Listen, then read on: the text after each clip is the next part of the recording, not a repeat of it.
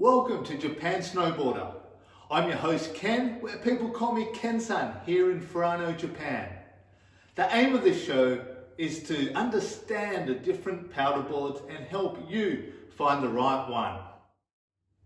Today's review is on the Jones Storm Chaser as requested by Lucas, who left me a comment in the last review.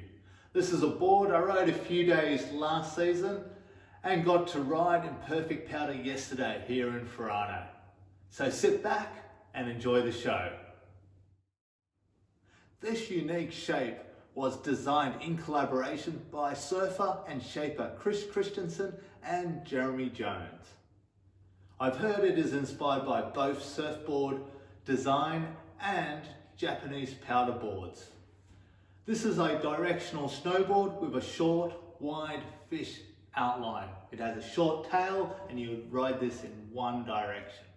By having this short fish tail, it has reduced the surface area in the tail, which allows it to sink in the powder, giving lift in the nose. And by having this long, wide nose, this gives the board greater float in the powder. Another benefit of having a short tail and a short board overall is that it gives the board greater maneuverability in tight trees. Looking at the board side on, it has a surf rocker profile where it has rocker in the nose like this, a flat section from here to here, and a rocker in the tail. Generally, camber profiles are good for carving, and the surf rocker in this board is made for powder. If you're a surfer, you may know that having more rocker in the nose and tail gives the board greater maneuverability, and the flatter the rocker, more speed.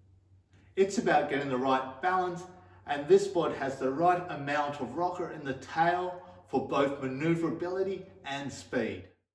Another great feature on this board is the 3D contours, which you can see in the base of the nose and more subtly in the tail. If you ran your hands along the nose, you can feel the round spoon nose, and if you run your hands along the tail, you can feel the gradual uplift in the sides of the tail. This really helps the board turn side to side smoothly in the powder. I was surprised to find the flex rating on this board's a 7 out of 10, 1 being super soft and 10 being stiff. The reason for that is I didn't feel like the whole board was stiff. The actual front half of the board is actually quite flexible, where the back half is super stiff. The softer nose flexes out of the powder, giving this board lift, and it also gives the board smoothness and flow in your powder turns. The flatter and stiffer back section of this board is probably what gives this board its speed. So let's discuss how this board goes in the snow. I'm 180 centimeters tall, 76 kilos, which is about 5'10", 160 pounds. I own a Storm Chaser in the 152, and I also had the opportunity to test out Storm Chaser in a 160. I rode this board last season at Kamui, Sapporo, Furano in various conditions and terrain. And the other day I got to ride this board in perfect powder here in Furano, putting this board to the ultimate test. This is a true powder board, but let's begin with how it carves.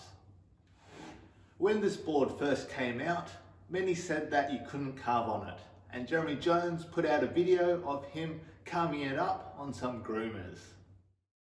You can carve on this board, but it did take me a bit to figure it out. I found that I needed to shift my weight a little earlier to my back foot out of my turns to lock in that tail and prevent it from sliding out.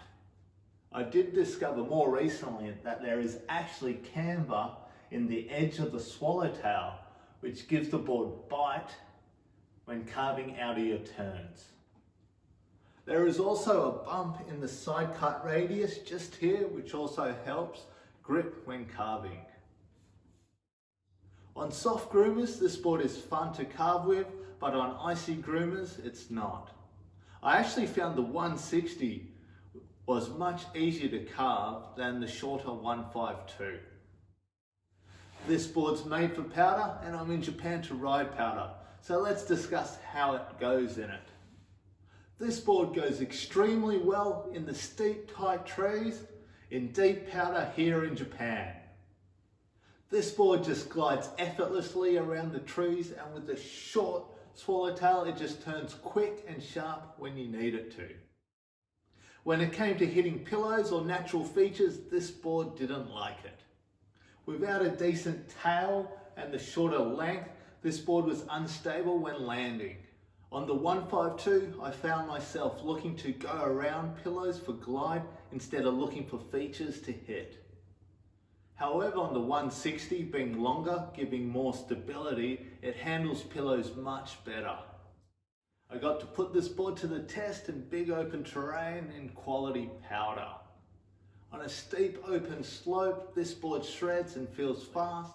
However, if it's not as steep, I felt like I wanted more board to build or maintain speed. With heavier powder in mellow terrain, this board also feels a little slow compared to other powder boards with more tail, which I can push and spring out of my turns. This is a fish-shaped powder board, which is surfy in the deep powder and excels in the steep, tight trees here in Japan. It's not a board for carving or going off features. I recommend this board for advanced expert riders who are just going to ride this board in the deep stuff. It's for the mountain surfer looking for glide and quick turns in the powder.